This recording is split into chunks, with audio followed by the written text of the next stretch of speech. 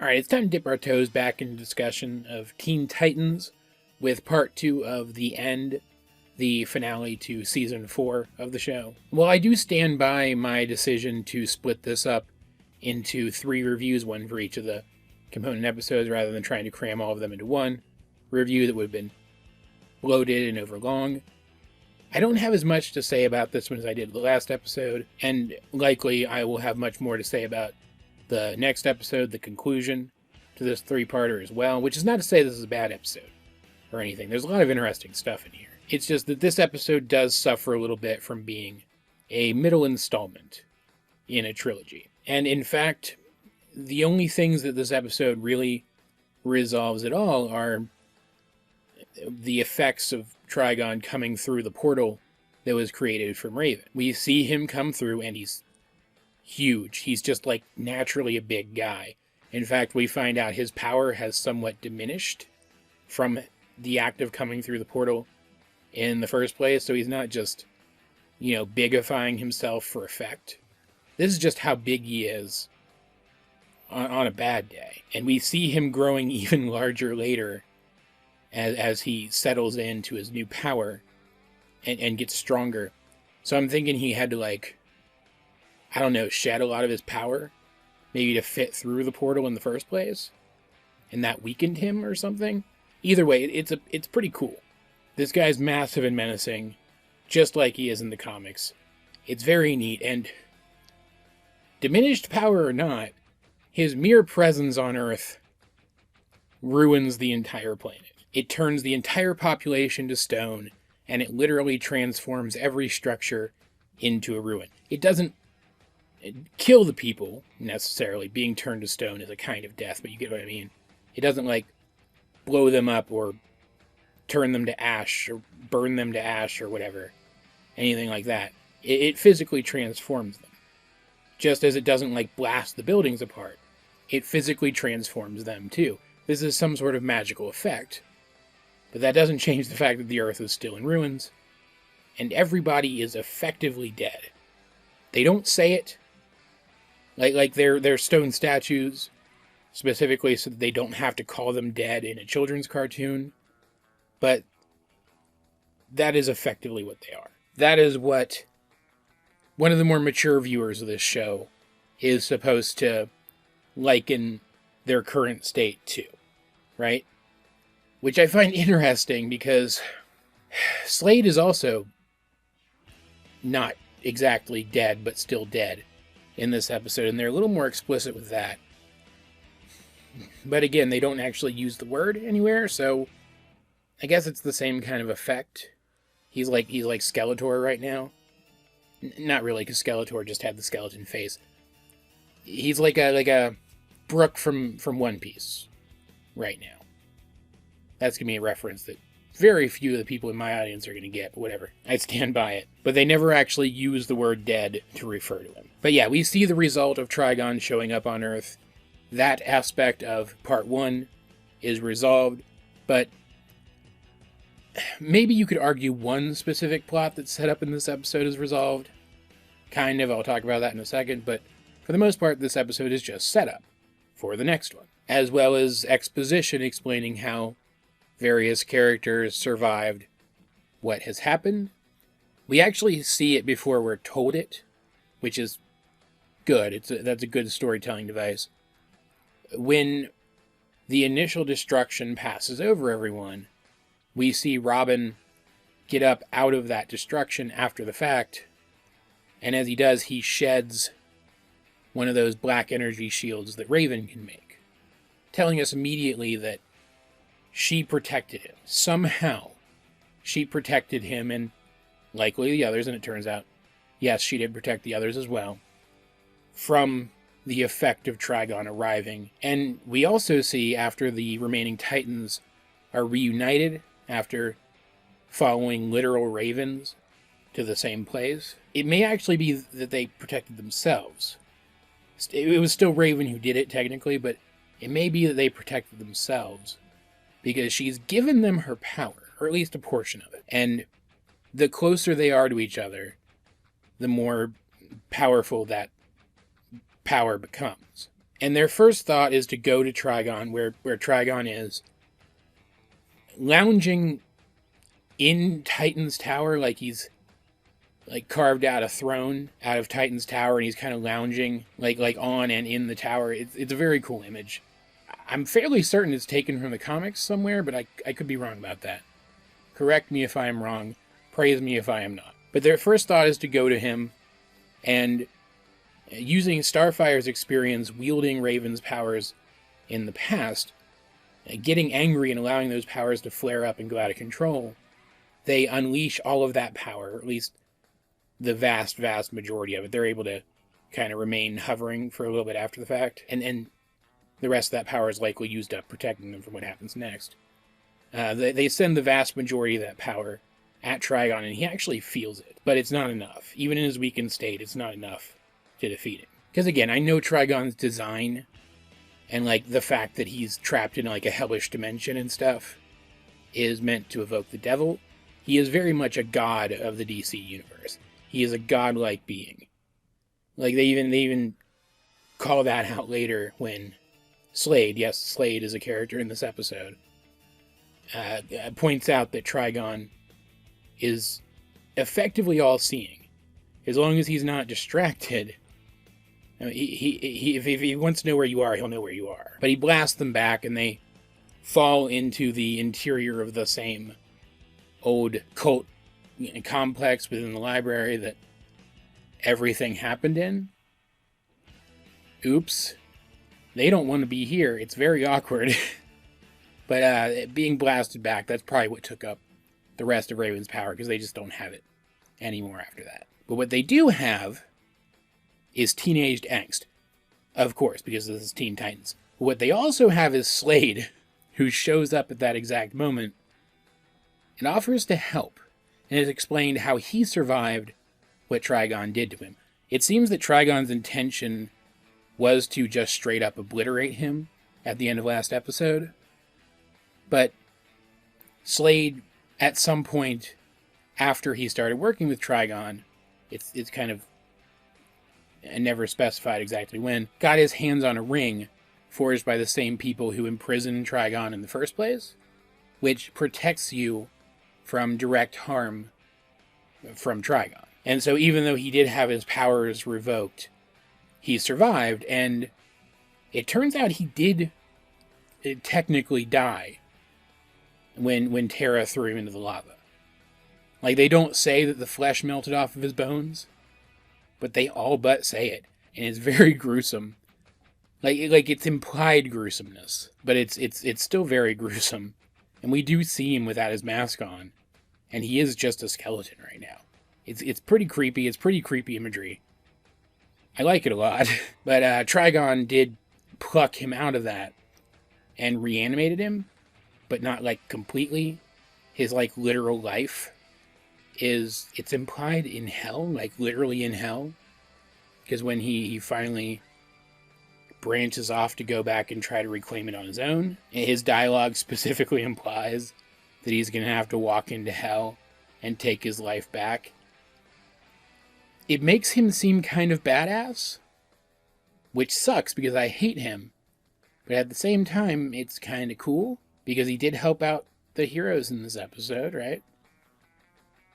I don't know how to feel about Slade in this one. I kind of wish the show had gone on longer, like in general, but also because in the comics, at least for a while, Slade was maybe not a friend to the team, but an ally to the team. Someone they trusted for the most part. And while this episode was probably a reference to that kind of thing in the comics, if this show had gone on long enough, looking at the dynamic between Slade and the Titans in this episode, I could see him eventually ending up that in the show, too, to some degree or another. Just one more reason to lament the fact that this show didn't last longer than it did. Never gonna get over it. And of course, the Titans don't even want to listen to him, because why would they? They have no reason to trust him.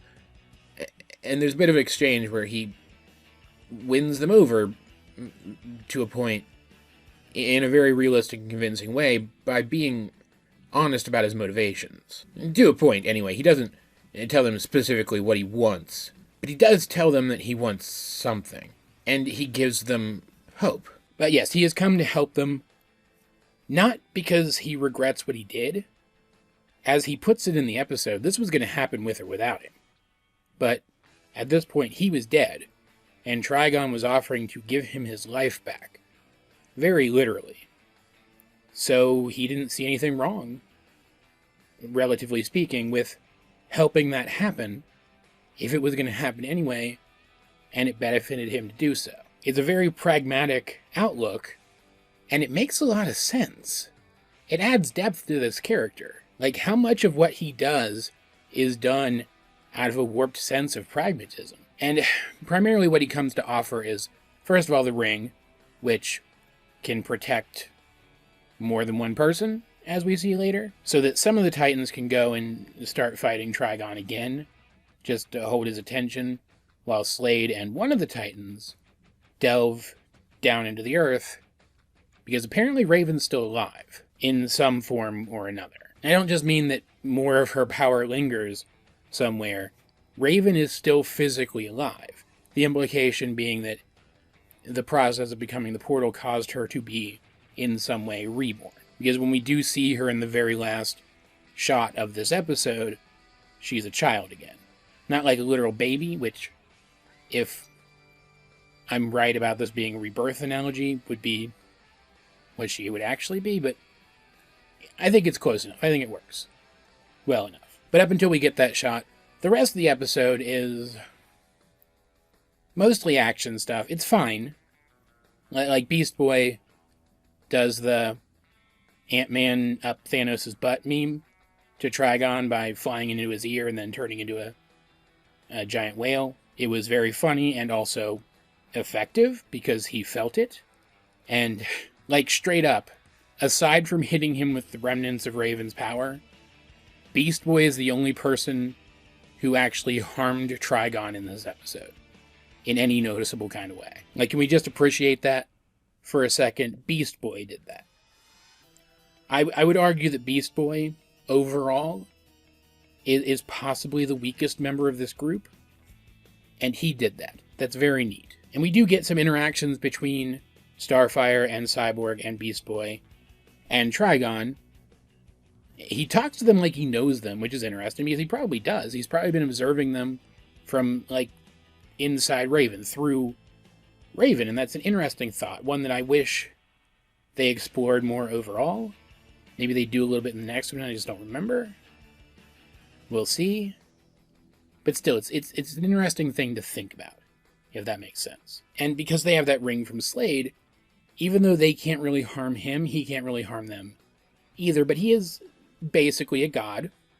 So he, of course, does the most rational thing. No, he doesn't cause pieces of the earth to rise up and crush them, or summon lava to melt them away. He, of course, creates evil mirror duplicates of them from their darker personality traits to fight them, which is probably what I would do too, honestly. Like, yeah, it doesn't kill them as fast as those other less direct means of killing them, but it's definitely more entertaining. I certainly like it when, like, the Power Rangers do that, right? So even though it is a little nonsensical, I think if I was a godlike being who was chilling out, trying to reclaim my full power, and I wanted some entertainment, that's the kind of thing I'd do. So, you know, good Trigon character stuff. And they do all the typical cliches. These are the darker aspects of the Titans. So whereas the Titans fight more to incapacitate, these guys fight to kill. We see that a lot with Beast Boy's duplicate, who straight up tries to, like, poison Beast Boy with snake bites and crush him with giant animal forms. And they know all the weaknesses of their opponents, but are very focused and very capable of using them. And they also know exactly what buttons to push to get the Titans, the regular good Titans, fighting at their worst. It's entertaining, but none of those fights are resolved in this episode. So they're all left hanging, and it's kind of a bummer. But they're basically time filler anyway, so it doesn't really matter. Meanwhile, Robin and Slade are fighting through not hell to get to wherever it is that Raven is, / the fork in the road which leads to Slade reclaiming his life. Maybe. We don't actually see him do it. Like, just straight up, if we see that he's still alive even after next episode, I don't remember. So I think it is supposed to be a cliffhanger here, whether or not he survives this attempt. But regardless, on the way, they're fighting the same fire demon things that Slade brought with him to the tower in the last episode, and I guess because Slade doesn't have his powers anymore, he's no longer playing general to these things, resurrecting them when they die, they're actually killable now.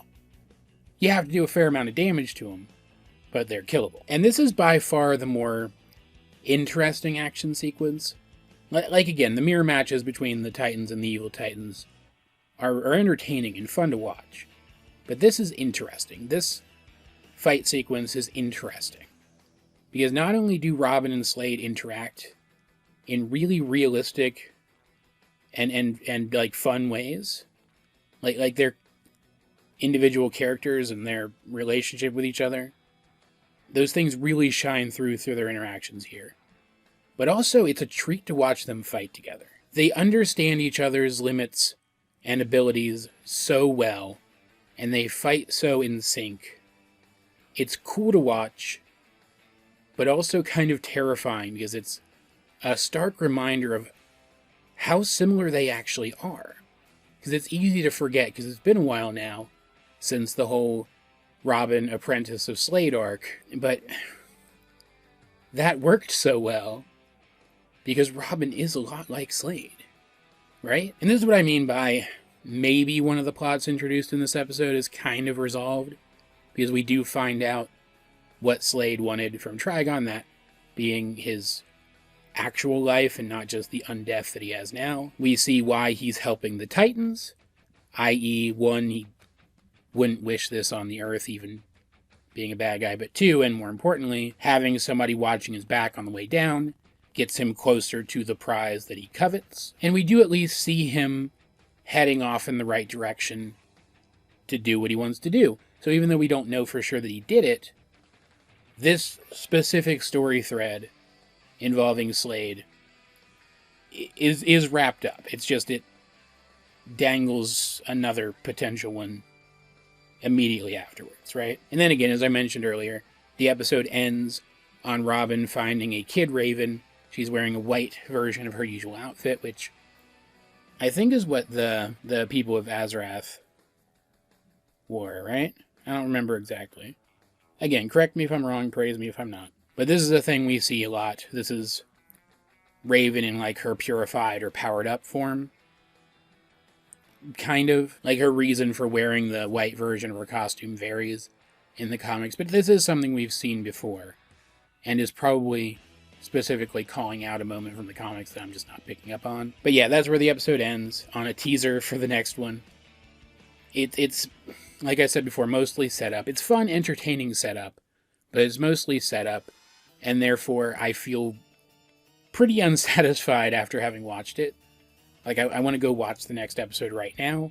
I also don't have time to do that, so it's bumming me out. Not a bad episode, just, not the best either. Like, I'd be surprised. Like, I wouldn't be surprised if somebody told me that the end overall was their favorite episode of Teen Titans, even though it's technically 3.